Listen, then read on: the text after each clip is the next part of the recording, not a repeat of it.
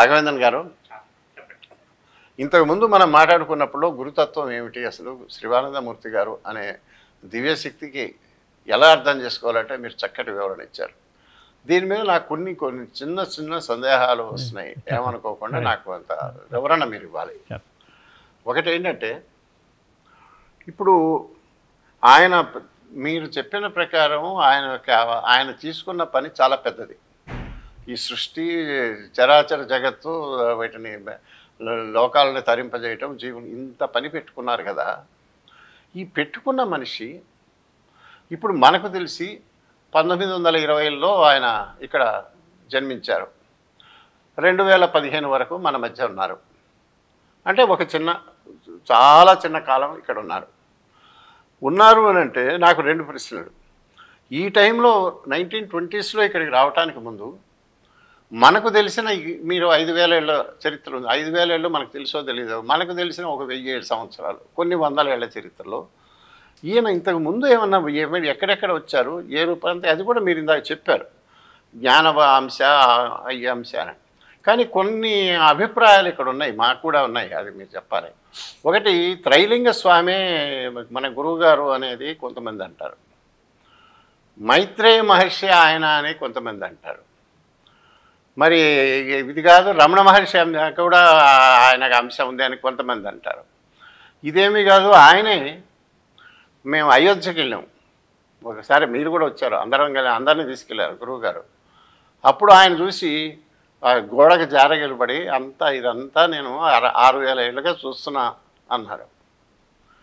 మళ్ళీ అలాగే ఇంకొక చోట ఆయన ఇక్కడే నేను అందరికీ అన్నీ చెప్పానని కురుక్షేత్రంలో భగవద్గీత ఆచార్యుడిలాగా కూడా మాట్లాడారని కొన్ని రికార్డ్ అయ్యి ఉన్నాయి. వీటిని బట్టి ఇవన్నీ కూడా మన నాలెడ్జ్లోకి వచ్చినాయి. ఇప్పుడు మీరు ఆయనతో ఇంటరాక్ట్ అయ్యారు, మీరు ఆయన చూశారు, మాట్లాడారు, కాబట్టి ఇప్పుడు మీరు ఏది చెప్పినా అది ఒక ఆథెంటిక్ ఇన్ఫర్మేషన్ అన్నట్టే ఉంటుంది. ఇలా ప్రచారంలో ఉన్న వాటిలో ఏది కరెక్టు, ఏది కాదు, ఒకవేళ ఇవి కూడా కాకపోతే అంతకు పూర్వం వారు ఏ రూపాల్లో ఉన్నారు, మనకి ఏమైనా రికార్డెడ్ ఇది ఉన్నదా, కనీసం పోల్చుకోవడానికి ఏదైనా చిన్న చిన్న హింట్స్ ఉన్నాయా? It's a wonderful question you have put. అద్భుతమైన క్వశ్చన్ అడిగారు మీరు. దీని క్లారిఫికేషన్ నేనే ఇచ్చి ఉండవలసింది, ఇప్పుడు ఇస్తాను. ఏమిటంటే 5000 సంవత్సరాలకు ముందు పరమగురువును గురుగారు కలిసి విడిపోయారు. ఆయన నందాదేవిలో తపస్సు చేసుకుంటూ ఉన్నారు, వీరు మాత్రం కింద దిగి మనలో ఉండి పనిచేస్తూ వస్తారని చెప్పాను. అక్కడ ఆయన అప్పుడప్పుడు జన్మ తీసుకున్నారు. ఎవరు? పరమగురువు గారు. ఎప్పుడు ఆ జన్మలన్నీ చాలా ఎక్కువ లేవు, కొన్ని ఉన్నాయి. ఆ జన్మలో త్రైలింగ స్వామి ఒకడు, భగవాన్ రమణ మహర్షి ఒకడు. కాబట్టి ఇప్పుడు మిమ్మల్ని నేను అడుగుతాను, గురువు ఒకరని చెప్పాలి మీరు, ఎందుకంటే వాళ్ళు కలిసారి విడిపోయారంటే ఒకటే అయ్యారు. ఆ రీత్యా చూస్తే పరమగురుండు వచ్చిన త్రైలింగ స్వామిని గురువుగారు ఒకరా కాదా? ఒకరే. పరమగురుండు వచ్చిన భగవాన్ రమణ మహర్షిని గురుగారు ఒకరా కాదా? ఒకరే. అదే ఆన్సర్. మీకు ఒక శాఖ ఎక్కువ జన్మ తీసుకోలేదు, ఇంకో శాఖ తరచు జన్మ తీసుకుని ప్రజలతో సంబంధం పెట్టుకుని వాళ్ళని అన్ని రకాలుగా ముందుకు తీసుకెళ్ళేది ఒక హెవీ యాక్టివిటీ, ఒకటి లెస్ యాక్టివిటీ. ఇక్కడ కమిట్మెంట్ ఎనార్మస్ కమిట్మెంట్, అక్కడ లిమిటెడ్ కమిట్మెంట్. ఇప్పుడు త్రైలింగ స్వామి కానీ భగవాన్ రమణ మహర్షి కానీ మీకు ఎప్పుడు చెప్పలేదు అయంబేవ పాత అని చెప్పలేదు వాళ్ళు. చెప్పలే. మీరు దారి ఏదంటే అది అన్నారు.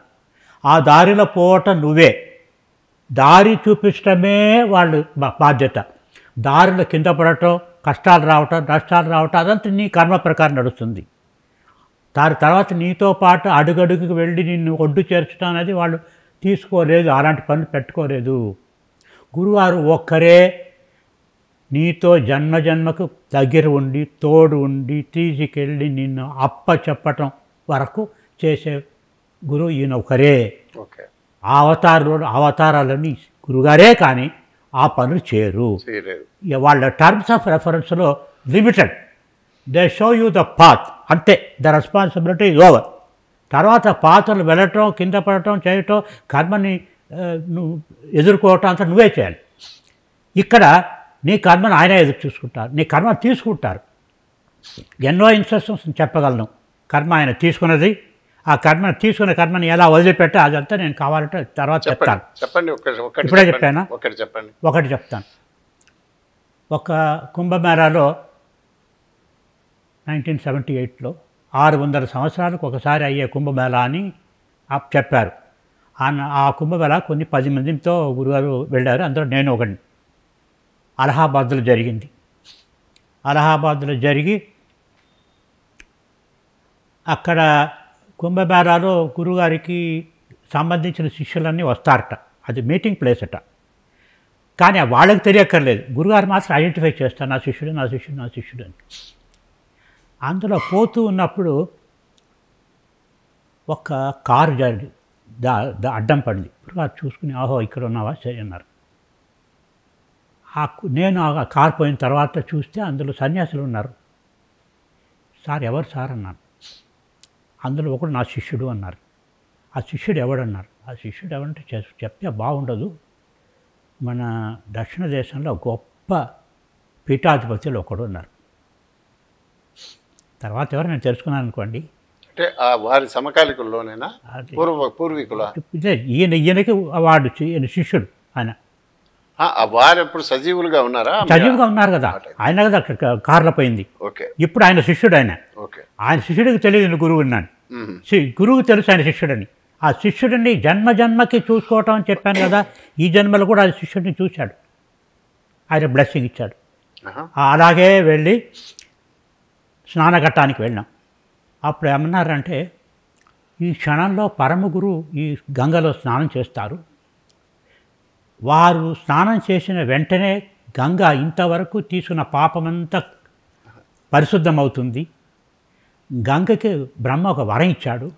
గంగ అడిగిందట, నన్ను భూలోకానికి పంపిస్తున్నావు కదా, భగీరథుడు అడిగాడని. భూలోకంలో అడ్డమైన వాళ్ళంతా నాలో స్నానం చేసి నా పాపం పోవాలని అనుకుంటారు, పాపం అంతా నేను తీసుకుంటాను కదా, నా గతి ఏమిటి అని అడిగిందట. అప్పుడు అన్నట, ఎప్పుడో ఒకసారి ఒక గొప్ప బ్రహ్మజ్ఞాని ఒకడు నీలో స్నానం చేస్తే అంతవరకు నువ్వు తీసుకున్న పాపం అంతా ఎగిరిపోతుంది అని బ్రహ్మ ఒక వరం ఇచ్చాడు. ఆ వరం ఎగ్జిక్యూట్ కావాలి కదా, దానికని పరమగురు స్నానానికి వస్తారు, ఇప్పుడు స్నానం చేస్తారని చెప్పి తను మునిగారు. గురుగారు మాకు ట్యూబ్లెట్ కదా, మేము వీరే పరమగురు, ఆ చేసేది ఈయనే ఆ పాప అంతా తీసుకుంటున్నారు, కడుగుతారని తోచలేదు. వెంటనే ఒక క్షణం తర్వాత తోచింది, అబ్బా పాయింట్లో వచ్చేసామే అని. ఈ క్షణంలో పరమగురు మునుగుతారని టక్కన మునిగారు. స్పిరిచువల్ క్షణం అయిన తర్వాత ఒకళ్ళు చూస్తారు సార్. ఆయన బయటకు రాగానే ఆయనతో బిందులు నీళ్ళు ఆయన మీద పోయటం, కాలు మీద పట్టుకోవటం అన్నీ చేస్తాం, అన్నీ గొడవ చేస్తాం ఆయన పరమగురుని. సో అది ఎందుకు చెప్పొస్తున్నారంటే అలాంటి జరుగుతాయి. ఇప్పుడు ఇంకొకటి రాఘవేంద్ర చెప్తాను. ఇప్పుడు కర్మ తీసుకోవటం గురించి చెప్తున్నాను. ఇప్పుడు అక్కడ నుండి అలహాబాద్ నుండి కాశీ వచ్చాం. కాశీలో విశ్వనాథ దర్శనం అయిన తర్వాత బయటకు వచ్చారు గురుగారు. బయటకు వచ్చి, చూడండి నేను తీసుకున్న కర్మ అంతా నేను వదిలిపెట్టేశాను, విశ్వనాథుడు తీసేసుకున్నాడు, చాలా ఆఖరిగా ఉంది, ఇంకెక్కడైనా చూస్తారా, ఏదైనా ఉంటాను టీ షాప్ అన్నారు. ఇలాంటి కొన్ని వందల ఇన్స్టెన్సెస్ ఉన్నాయి కర్మ తీసుకునేది. ఇంకొక సందేహం నాకు చెప్పండి. ఇందాక మొదలు మీరు చెప్పినప్పుడు కృష్ణావతార ఘట్టంలో కృష్ణ నిర్యాణం సమయంలో కృష్ణాంశ వీరికి మహాయోగికి ఒక బాధ్యత అప్పచెప్పేసి ఆయన గోలోకానికి వెళ్ళారు. అంటే ఆ ప్రకారం అయితే ఆయన కృష్ణావతార ఘట్టం టైంలో మహాయోగి అలాగే ఉన్నాడు, ఆయన అలాగే ఉండాలి కదా. మరి కృష్ణావతార కాలంలో కూడా గురువు గారు ఉన్నారు, నేను ఆ టైంలో ఉన్నానని కొంతమందికి చెప్పారని అంటారు, అది నిజమేనా కాదా? కృష్ణావతారం కృష్ణుని చూస్తూనే ఉన్నారు ఈయన. ఏదన్నా రూపంలో, ఏదో ఒక రూపంలో ఆయనకి అరిష్టనేమిని ఒకడు ఉన్నాడు, ఆ కృష్ణుడు యొక్క కజిన్ బ్రదర్ ఆయన. ఆయన జైనులో తీర్థంకరుడు ఆయన. ఆయన గురువు గారి అంశయ్య ఆయనే. ఓహో అని చెప్తున్నారా? ఆయన జ్ఞాని యోగి. ఆయన కృష్ణుడికి కూడా గురువులాగా ఉండేవాడు ఆయన. మీరు కూడా ఒకసారి ఇప్పుడు ఆయన కృష్ణావతార టైంలో గురువుగారు ఉన్నాను మీరు ఒకసారి ఇప్పుడు అన్నట్టు నాకు గుర్తు. ఏమన్నా మీకేమైనా అలాంటి చర్చ ఏమైనా జరిగిందా? లేదు, నాకేం జరగలేదు. కానీ కృష్ణావతారంలో ఆయనతో పాటు ఉన్నవాళ్ళు కొంతమంది ఇంకా నాతో ఉన్నారని కూడా అన్నారు. ఓకే. ఇంకా ఇంతవరకు అయ్యి తరించలేక ఇంకా ఉన్నారు వాళ్ళు, ఈ జన్మలో వాళ్ళు తరించుతారు అని కూడా అన్నారు. ఓకే సరే, ఇది బాగానే ఉంది రాఘవేంద్రన్ గారు. ఇప్పుడు గురువుగారు పూర్వం ఇంతమంది ఏం చేశారు అన్న దానికే మీరు కొంత వివరణ ఇచ్చారు, బాగుంది. ఇప్పుడు మనకు తెలిసి ఒక 80 సంవత్సరాల పాటు మన కళ్ళ ముందే ఉన్నారు కదా. మన కళ్ళ ముందు ఉంటే ఆయన ఏం చేశారు ఏమిటి అనేది మనకు తెలుస్తున్నది. ఎక్స్ట్రాడినరీ ఏమి లేవు. మామూలుగా అందరిలో ఒక గొప్పవాడు ఒక దేశభక్తుడు ఏమన్నారే ఉండాలి కదా. మీరన్న ఆ ప్లేన్లో పనిచేసిన పని ఈయన ఈ రూపంలో అందరికీ మామూలు పనులు చేసినట్టు కనబడుతూనే అసలు పని కూడా చేసి ఉండాలి కదా. అసలు ఈ దేహంలో ఉండగా వారు చేసినటువంటి అది ఆధ్యాత్మికంగా మీరు ఆ ప్లేన్లో చూసుకుంటే కంటిన్యూటీ ఉండాలి కదా. అది చాలా గొప్ప పనులు చెప్తాను కదా. చెప్పండి సార్. అందులో ఇండివిజువల్గా చేసింది కొన్ని ఉన్నాయి, సొసైటీకి చేసింది ఉంది, రీజనల్ చేసింది ఉంది, ఈ మన ప్లానెట్కే చేసింది ఉంది, బ్రహ్మాండం మొత్తానికి చేసింది ఉంది. ఇప్పుడు ప్లానెట్కి చేసింది చెప్తాను. ప్లానెట్కి ఏం చేయంటే 1974 జూన్ 5 ఒక లూనర్ ఎక్లిప్స్ వచ్చింది. ఆ లూనర్ ఎక్లిప్స్లో ఒక పాయిజనస్ రేడియేషన్స్ ఎర్త్ మీద పడటానికి ఉండింది. అది వస్తే చాలా రోగాలు, తెలియని రోగాలు, అది డయాగ్నోస్ కాని రోగాలు వస్తాయి ప్రపంచం మొత్తం. గురుగారు ఏం చేశారంటే తాను ఒక డిస్క్గా కన్వర్ట్ చేసుకుని ఆకాశంలో వెళ్ళి ఆ గ్రహణం 5 గంటల సేపు ఉండింది. 5 గంటల సేపు ఆ రేడియేషన్ని భూమి మీద పడకుండా ఆపారు. తర్వాత అప్పుడు ఆయన ఎక్కడ ఉన్నారండి? ఆ వరంగల్లో ఉన్నారు. అంటే ఆ టైంలో మామూలుగా ఏం చేస్తున్నారండి? చాలా కూర్చున్నారు ఛానల్లో ఉన్నారు. దాని ముందు మా ఆవిడ కూర్చునింది, చూసింది. నేను అడిగాను, ఇలా చెప్పారు గురుగారు అంటే, నేను కూర్చుని చూస్తూనే ఉన్నాను కదా అని. అప్పుడు ఇంకా వేరే కూడా చేశారు. అక్కడ ఇండియా మొత్తం తిరిగారు. ఆనాడు నన్ను గురుగారు కోయంబత్తూరుకి పంపించారు మా అమ్మని చూసిరామని. అప్పుడు నేను ఏదో పడుకుని నిద్రపోతే నన్ను కూడా చూశారట. అరుణాచలం రమణ మహర్షి భగవాన్ని చూశారట. అన్నీ చెప్తున్నారు. నేను కోయంబత్తూరులో ఇల్లు, రోడ్డు అన్నీ చెప్పారు నాకు. సో అదంతా తిరిగారు, ఈ పని కూడా చేశారు సైమల్టేనియస్లీ. ఓకే. ఒక్క డిస్క్ అక్కడ వెళ్ళింది, తనేమో ఊరంతా తిరిగి వచ్చారు. రెండో అయింది అన్నాడు. ఇది అద్భుతమైన ఒక సంఘటన. బ్రహ్మాండానికి ఏదో చేశారన్నారు. సరే, ఇంకా కర్మ సిద్ధాంతం ఉంది. అది కొంచెం జనరంజకంగా ఉంటుంది వినటానికి. చెప్పండి. మీరు ఒక చెడ్డ పని చేస్తారు. మీరు పొలిటీషియను, అక్రమంగా డబ్బు సంపాదిస్తారు, కొంతమంది చంపుతారు, సుఖంగా ఉంటారు. మిమ్మల్ని ఏమి ఎవిడెన్స్ని ఎవరు పట్టించుకోవట్లేదు, జనమంతా చూస్తుంటారు. మీ చేసిన నేరానికి మీకు ఏమీ పనిష్మెంట్ లేదు. కానీ పండితులు వాళ్ళు చెప్తారు, కర్మఫలం వచ్చి తీరుతుందయ్యా, అది దేవుడు ఈశ్వర శాసనం అంటారు. అడిగితే చెప్తారు, ఎందుకు బాగానే ఉన్నాడు కదా అంటే ఆయన అంటే, ఇప్పుడు బాగున్నాడు కదా, ఉత్తర జన్మలో వాడు ఇదవుతాడు, భిక్షగాడు అవుతాడు అంటారు. ఉత్తర జన్మలో భిక్షగాడైతే ఏం పర్వాలేదు కదా, ఇప్పుడు ఈ జన్మంతా సుఖపడతాడు వాడు, పవర్ అనుభవిస్తాడు, డబ్బు అనుభవిస్తాడు, ఇది ఏం బాగలేదే అని అనిపిస్తుంది మీకు. అవును. పుణ్యం చేస్తాడు వాడు, చాలా మంచివాడు, అష్ట కష్టాలు ఉంటాడు, ఇంత పుణ్యం చేస్తాడు, ఇంత మంచివాడు, వాడికి ఏదైనా తింటే వచ్చేటట్టు చేయకూడదా దేవుడు అని మీకు తోస్తుంది. ఇప్పుడు ఇంత కష్టపడాలి అది అంటారు. పోయిన జన్మలో వాడు మంచివాడు కాదండి, వాడు పాపం చేశాడు, దానికైనా అనుభవిస్తాడు. ఈ జన్మలో వాడు మంచివాడే కాబట్టి ఉత్తర జన్మలో బాగుంటాడు అంటారు. ఉత్తర జన్మలో బాగలేకపోవటం, ఉత్తర జన్మలో బాగా ఉండటం, ఈ జన్మలో దాన్ని ఏమి కనపడకపోవటం, అది మీకు కొద్దిగా ఆందోళనగా ఉంటుంది. ఎందుకు దేవుడు ఇలా చేశాడని. వెంటనే పనిష్మెంట్ ఇవ్వచ్చు కదా అని. దేవుడిని అడిగితే ఏం చెప్తాడు, అయ్యా I give a long rope to the criminal. ఎప్పుడైనా ఒకసారి ఆ పొలిటీషియన్ అయ్యో నేను చేసింది చాలా తప్పు, నేను తీసుకున్న డబ్బంతా వెనక్కి ప్రజలకు ఇచ్చేయాలి అని పశ్చాత్తాప పడతాడేమో. పశ్చాత్తాపడితే ఆయన కర్మను కొద్దిగా తగ్గించి పనిష్మెంట్ని తగ్గిద్దామో అని నేను చూస్తూనే ఉన్నా, వాడు చేయట్లేదు, నేనేం చేయను అంటాడు. ఆయనకి ఛాన్స్ ఇవ్వటానికని వెంటనే నేను పనిష్ చేయట్లేదు అంటాడు. గురుగారు ఏమన్నారు, ఇది బాగలేదు, ఎవరైనా తప్పు చేస్తే వెంటనే వాడికి శిక్ష పడాలి. నంబర్ 1, శిక్ష పడిన వాడికి తాను చేసిన చెడ్డ పని వల్లనే శిక్ష జరిగిందని అనుకోవాలి. వీడిని ఎన్ఫోర్స్మెంట్ డైరెక్టర్ పట్టేస్తే అది మోడీ చేయించాడని అనుకోకూడదు. తాను చేసిన పాపానికి కోసమని తను ఈడీ వచ్చి పట్టుకున్నారని అనుకోవాలి. మోడీ మీద, బీజేపీ గవర్నమెంట్ మీద తప్పు చెప్పకూడదు. రెండోది పశ్చాత్తాపడాలి. ఇంకా నేను చేయను దేవురా, ఇంకా నేను అలాంటి తప్పు పనులు చేయను, తప్పు దారిలో డబ్బు సంపాదించను, పశ్చాత్తాపడాలి, బాగుపడాలి. అది చూసారు జనం. అది చూసి వాళ్ళు అయ్యో పాపం బాగా అయ్యాడు వాడు, ఇప్పుడు బాగున్నాడు, అది మంచిదని ఆయన స్ఫూర్తిదాయంగా ఉండాలి ప్రజలకి, చూసేవాళ్ళకి. రెండోది మంచి వాళ్ళకి మంచి ఫలం వెంటనే కలగాలి. ఈయన చాలా గొప్పవాడు పాపం, వాడికి ఏదో కొద్ది ఉపాయం దేవుడు సహాయం చేశాడని మనం కూడా మంచి పని చేస్తే దేవుడి సహాయం దొరుకుతుంది, వీళ్ళకి స్ఫూర్తి కలగాలి. ఈ రెండు కావాలి. అది డివైన్ కర్మ సిద్ధాంతాన్ని మార్చాలి కదా. మేము 2006లో ఇక్కడికి వెళ్ళాం, కేదార్నాథ్ వెళ్ళాం. రాత్రంతా గురుగారు ఆ శివుడితో డిస్కషన్ పెట్టుకున్నారు. శివుడు అప్పుడు అడిగారు, ఇలాంటి ఉంది వ్యవస్థ, చెడ్డవాళ్ళు పనిష్మెంట్ లేకుండా జనమంతా కడిపేస్తారు, దాన్ని చూసిన వాళ్ళు ఏమీ చాలా ఆందోళన పడిపోతున్నారు, ఈ చెడ్డవాడు బాగానే ఉన్నాడు కదా, మనం కూడా చెడ్డ పడితే ఏం పర్వాలేదు, ఉత్తర జన్మలో నేను ఇప్పుడు సుబ్బారావు, రామారావు కష్టపడితే నాకేమైంది, పడతాడు రామారావు, నేను సుబ్బారావు ఎంజాయ్ చేస్తాను అనుకుంటున్నారు వాళ్ళు. వాళ్ళు అన్న చెడ్డ పనులు చేయడానికి దిగుతారు ధైర్యంగా. మీరు ఏదైనా చేయాలి, కర్మ సిద్ధాంతాన్ని మార్చాలి.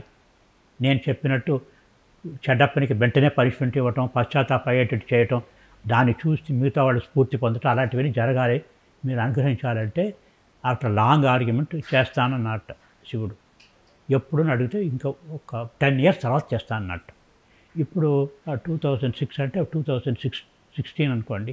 ఇప్పుడు ముందుకి చెడ్డవాళ్ళని పనిష్మెంట్ వెంటనే దొరుకుతుంది, వాళ్ళు పరివర్తన కలుగుతుంది, దాన్ని ప్రజలు చూస్తారు, చూసి దేవుడు యాక్టివ్గా ఉన్నాడని అనుకుంటారు. ప్యాసివ్గా చూసి ఆయన పట్టించుకోకుండా ఉంటాడని అనుకోరు. ఇది చాలా గొప్ప పని కదా. ఈ ప్లాన్ కేదార్నాథ్లో మీరు చెప్పిన ఇన్సిడెంట్ చాలా సుప్రసిద్ధమైన యాత్ర. అప్పుడు ఆయన గుడి నుంచి బయటకు వచ్చిన తర్వాత వాడు వీడియో తీశారు. ఆ వీడియోలో ఆయన దాదాపు నాట్యం చేశారు. అవును, ఆనంద తాండవం, బ్రహ్మానంద స్థితిలో. అది అందరు చెప్పారు నాకు. నేను ఆ యాత్రకి రాలా, మీరు ఉన్నారు, సిరివెన్నెల సీతారామ శాస్త్రి గారు వాళ్ళు కూడా. అదే నేను అడిగానండి. నేను వచ్చిన తర్వాత గురువుగారు మీరు అక్కడ ఏదో పెద్ద అనుభవం అయిందట, మీరు ఏమిటి దాని వివరం అని నేను నక్కుతోని అడిగితే, మీరు ఇప్పుడు ఏదైతే చెప్పారో అదే చెప్పి, నేను కేదారని నేను అడిగానది, నీ శాసనం మార్చు, నువ్వు మాత్రమే మార్చగలవు, కర్మ సిద్ధాంతం అనే దానికి పోయి ఇప్పటి ఫలితాలు ఇప్పుడే కావాలి అని అన్నాను, ఒప్పుకున్నారు అని చెప్పారు. అంటే అప్పుడు ఆ దశలో మీరు అన్న ప్రకారం, అంటే అంతకుముందు మీరు డిస్కస్ చేశారంటారా, లేక ఆ క్షణంలో? దాని గురుగారికి ఎక్కడ అది తగిలిందంటే, గురుగారు పోలీస్ డిపార్ట్మెంట్ పనిచేశారు. అవును. అప్పుడు నక్సలైట్స్ 4 నెక్స్ట్ డే ఉరి తీయపోతున్నారు. గురుగారు వాళ్ళ మనస్తత్వం ఎలా ఉంది, వాళ్ళ రిగ్రెట్ చేస్తున్నారా అని కనుక్కుందామని వెళ్ళారు. జైలుకి వెళ్ళి 4 అడిగి, మీరు రేపు మిమ్మల్ని ఉరి తీస్తారట, మీకు తెలుసా అంటే, తెలుసండి, ఎదురు చూస్తున్నామండి మేము అన్నట్టు. అంటే మీకేం ఏమాత్రం ఉంచి పశ్చాత్తాపడలేదా, మీరు దుఃఖపడలేదా? ఎందుకు దుఃఖపడతామండి, ఇంకా చూడండి, మీరు గురువును అందరూ చెప్పుకుంటున్నారు కదండి, మమ్మల్ని బ్లెస్ చేయండి. అదే నక్సలైట్స్గా మేము పుట్టాలండి ఉత్తర జన్మలో. ఇంకా మేము 8 మందిని చంపామండి, అంతే అండి, 20 మందిని మేము చంపాలండి మేము. మంచి పని అండి అది. దానికి అలా అనుగ్రహించండి అని అడిగారట. సో పశ్చాత్తాప పడకుండా కేవలం శరీరానికి మనసుకు మాత్రం పనిష్మెంట్ ఇచ్చి ఏ లాభం? అవును, అవును. ఆయన మారుస్తే ఆయన జీవన టైంలోనే ఆయన చేసిన తప్పు, ఆయన అలా చేసి ఉండకూడదని నేను పశ్చాత్తాపడి ఆయన బాగుపడితే బాగుండేది కదా. మక్సలెట్టి మారిపోయాడంటే ఇప్పుడు గురి పూజారిగా ఉన్నాడని మీరు అనుకుంటారు కదా.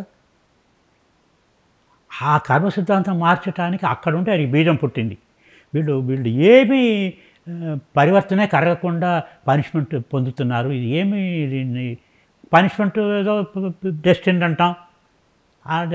ఇదంతా హోల్ థింగ్ ఈజ్ కన్ఫ్యూజింగ్. ఇది బాగలేదు. ఇది మార్చాలి, పద్ధతినే మార్చాలి. అప్పుడు ఆయనకి కలిగింది. కానీ ఇక్కడ నాకు 2 డౌట్స్ ఉన్నాయి. ఒకటి ఏంటంటే ఆయనే పరమ గురువు మహాయోగి సదాశివుడే అయినప్పుడు ఆయన మళ్ళా కేదార్నాథ్తో ఎవరితో నువ్వు మార్చమని అంటే ఆయనే కదా మార్చాల్సిందే. ఆయనకి ఏమిటి పని?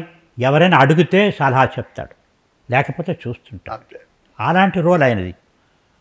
కానీ మీరు అన్న 10 ఏళ్లలో అన్నారు, 2006 అంటే ఇప్పటికి 18 ఏళ్ళు అయిపోయింది. మన మనుష్య కాలమానం కాదు, దేవకాలమానమేమో. లేదు మనుష్య కాలమానమే, దేవకాలం. కానీ స్లోగా వస్తుంది. ఇప్పుడు చూడండి, ముందు కన్నా ఎన్ని ఈడీ రైట్స్ అవుతున్నాయి. ఇప్పుడు ముందు అన్నీ అయ్యావి కావు. ఇప్పుడు చూడండి పనిష్మెంట్ మినిస్టర్స్ పడుతున్నాయి, ముందు పడేది కాదు. ఇప్పుడు ముందు ఇంకా తీవ్రం అవుతుంది. సరే, అదే ఒకటి. రాఘవేంద్రన్ గారు సరే, ఇంకా అద్భుతమైన చేసిన పని ఇండివిజువల్ లెవెల్లో ఇంకా చెప్తాను కావాలి, ఎన్నో ఉన్నాయి. ఇండివిజువల్ లెవెల్లో ఆయన మహాయోగి కదా. అవును. ఆ యోగంలో అల్టిమేట్గా ఒకరిని సేవ్ చేయటం ఎలా చేస్తారని చెప్తాను. ఒక గృహిణి, ఆవిడకి రోగం వచ్చింది, ఏదో L4 డిస్క్ స్లిప్ అయిపోయింది. దానివల్ల నర్వ్స్ నొక్కుతాయి కదా బోను, దాంట్లో ఒళ్ళంతా గిలగిల తన్నుకుంటోంది. పెయిన్, ఒక ఫిట్స్ లాంటి కన్వల్షన్స్. సరే, అది ఎందుకు వచ్చింది ఆవిడికి? ఏదో పాపం చేసింది. ఆ పాపం కడగపడితే, ఆ పరిశుద్ధరాలైతే ఆవిడకి వెంటనే ఇది వ్యాధి పోతుంది కదా. అది ఎలా చేయాలి? అది యోగి ఎలా చేయగలడు అని ప్రూవ్ చేశారు. ఏం చేశారంటే, అక్కడ ఉన్న వాళ్ళని బయటకు వెళ్ళండి మీరు, నేను ఈవిడ్ని కొంచెం ట్రీట్ చేస్తానని అన్నారు. సరే, మనం బయటకు వెళ్ళిపోయాం. ఒక 15 నిమిషాలు పిలిస్తే రండి అన్నారు. 15 నిమిషాల తర్వాత రండి అన్నారు. వచ్చాం. అప్పుడు అంతవరకు గిలగల తన్నుకున్న ఆవిడే లేచి హాయిగా మంచం మీద కూర్చునింది. ఫ్రెష్గా ఉంది. ఆవిడ అంత పెద్ద కలర్ కాదు, కానీ అప్పుడు ఫేర్గా కనపడుతుంది, నవ్వుతూనుంది. ఈవిడ జుట్టు పట్టుకుని చూడండి అన్నారు. నేను జుట్టు పట్టుకుంటే ఐస్ కోల్డ్గా ఉంది. ఐస్ కోల్డ్ అంటే ఐస్ కోల్డ్. ఏమిటి సార్ అదంతా వింత అంటే, చెప్తానని చెప్పి, అమ్మాయి నువ్వు వెళ్ళి అందరికీ కాఫీ చేయంటే మంచున డక్కును దూకి కాఫీ పరిగెత్తుకు వెళ్ళిపోయింది. కూర్చోటానికి నిలబడటానికి వీలు లేకంత పెని ఉన్న అమ్మాయి పరిగెత్తుకుపోయి కాఫీ చేయడానికి వెళ్ళిపోయింది ఒక క్షణంలో. ఏమైంది సార్ అంటే, నేను యోగి కదా, నాలో ఉన్న నా అంగుష్ట మాత్ర పురుషుడు బయటకు వచ్చి శరీరంలో ఉండగా, ఆవిడ శరీరం అలా ఉండగా, ఆవిడ అంగుష్ట మాత్ర పురుషుడు ఆవిడ శరీరం నుండి బయటకు లాగి, ఈ అంగుష్ట మాత్ర పురుషుడిని తీసుకెళ్ళి గంగలో ముంచి, మానసరోవర్లో ముంచి తీసుకొచ్చి, ఆవిడ అంగుష్ట మాత్రం ఆవిడ పెట్టేసి నా అంగుష్ట మాత్రం నాలో పోయాను. అక్కడ మానసరోవర్ చాలా నీళ్లు చల్లగా ఉంటుంది కదా, దానికనే మీరు చూస్తున్నారు. పాపం మొత్తం కడగపడిపోయింది. సో కాబట్టి నార్మల్ అయిపోయింది అన్నారు. ఇలాంటి యోగిక్ ఫిట్స్ ఇండివిజువల్ లెవెల్లో చేయగలిగిన వారైనా. ఇంకోటి రాఘవేంద్రన్ గారు ఇంకొక చిన్న సలహా. ఒకసారి గురువుగారు అన్నారు నేను విన్నా, అవునో కాదో నాకు తెలియదు. ఎక్కడో 8 మందో 9 మందో ఉన్నారు హాల్లో. ఆయన ఏదో మాట్లాడుతున్నారు దేని గురించో ప్రభుత్వం. అంటే అప్పుడు మీరు ఇక్కడ ఈ 8-9 మంది ఉన్నారని మీరు అనుకుంటున్నారు, ఇప్పుడు ఇది వినటానికి చాలామంది ఉన్నారు ఇక్కడ, ఇక మీకు కనపడరు వాళ్ళు అన్నారట. అవును. అంటే అదృశ్య రూపంలో కూడా గురుబోధ వినటానికి వచ్చేవాళ్ళు ఉన్నారు. అవునవును. అంటే అటువంటి వాళ్ళతో ఆయన ఇంటరాక్ట్ అవ్వటము, వాళ్ళకి బోధ చేయటము, లేకపోతే ఇంకోటి ఉన్నది కదా. మరి ఈ జీవయాత్రలో ఉండగా ఆ రకంగా ఆ రకమైన వాళ్ళతో ఇంటరాక్షన్ కానీ సంపర్కం కానీ లేకపోతే ఏదైనా జరిగింది మీరు ఏమన్నా చూసిన ఘటనలు ఏమైనా ఉన్నాయా? చూడలేదు కానీ విన్నాను. అంటే మాకు ఇలాంటి విషయాలు, యోగ విషయాలు చాలా చెప్పారు సాధనలో. ఉమ్, ఇలాంటివి చాలా చాలా రహస్యం అవి. ఉమ్, ఇలాంటి అక్కడ హిమాలయాల్లో చాలా కాలంగా యోగ సాధనలు ఉన్న తపశ్చర్యలు కలిగిన వాళ్ళు, కొద్ది సిద్ధి కలిగిన వాళ్ళు కూడా ఉన్నారు అందులో. వాళ్ళు కూడా నేను ఏం చెప్తానని క్యూరియాసిటీ కోసమని మీలో మీకు కనపడకుండా వింటున్నారు వాళ్ళు కూడా. వీళ్ళు ఏం తపస్సు లేదు, పెద్ద గుణం లేదు, వీళ్ళకి అన్ని రహస్యాలు చెప్పేస్తున్నాడు. ఉమ్. మేము ఎంతకాలం నుండి తపస్సు చేస్తాం, మాకు ఎవరు చెప్పేవారు ఎవరు లేరు అని ఆశ్చర్యపోతున్నారని కూడా చెప్పారు. చెప్పారండి. ఆ. తర్వాత ఆ తర్వాత ఒకనాడు వారికి గొంతు బాగా ఏదో వాయిస్ పోయింది, నొప్పి ఉండింది అంట. అప్పుడు అన్నారు, ఇలాంటి రహస్యాలు, సృష్టిని భేదించే రహస్యాలు చెప్పకూడదని ఉంది, దానికని ప్రకృతి నా అడ్డం పడటానికి నా గొంతుకు ఇలా రోగం వచ్చింది. సరే బాగా అయిపోతుంది, నేను బాగా చేసుకుంటాను, నేను అలా ఉంటుంది అన్నారు. సో మాకు చెప్పిన మెటీరియల్ అంతాను ఎక్స్ట్రాడినరీ రేర్ యోగ రహస్యాలు అవన్నీ. అది చెప్పారు, సాధన ఎలా చేయాలనేది ఇదంతా. ఇప్పుడు అదంతా ఇండివిజువల్ లెవెల్లో చెప్పాను కదా. సే ఒక్కొక్క టెరెస్ట్రియల్ లెవెల్ చెప్పారు.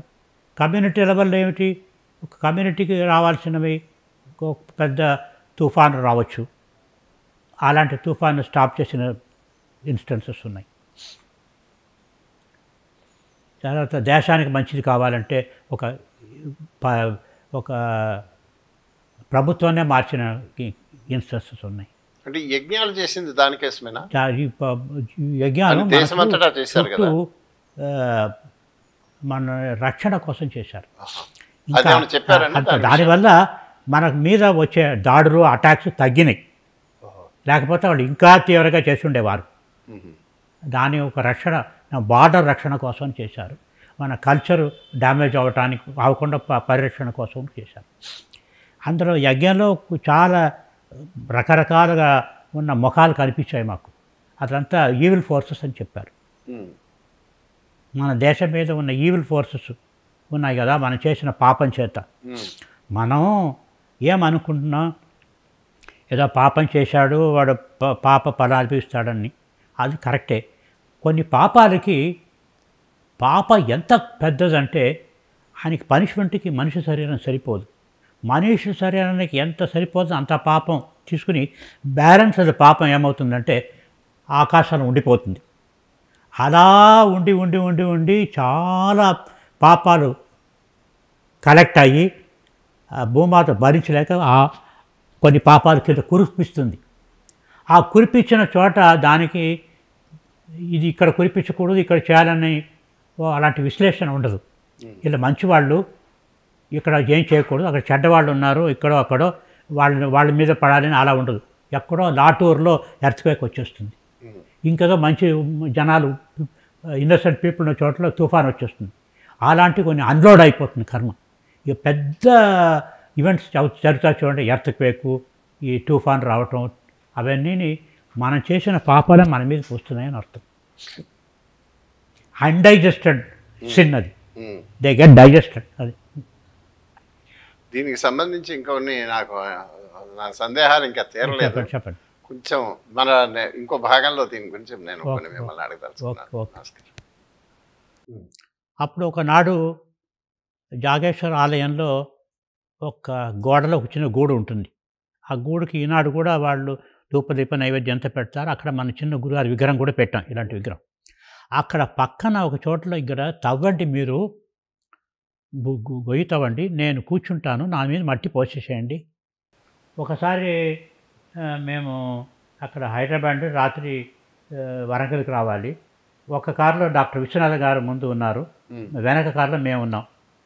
విశ్వనాథ్ గారు స్టార్ట్ కాలే, ఏదో ట్రబుల్ ఉంది.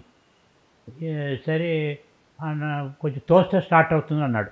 మేమంతా దిగాం, మీరంతా రాకండి, మీరు ఉండండి అన్నారు. సరే ఎర్లీ మార్నింగ్ వెళ్తే కూర్చొని ఉన్నారు. ఇంకా సార్ పడుకోలేదంటే లేదు కూర్చుండిపోయాను, అలా కూర్చుండిపోయాను అన్నారు. ఏం చేశారన్నా, ఏం చేయను నేను ఆయనతో పెద్ద చర్చ. డైలాగులు వచ్చి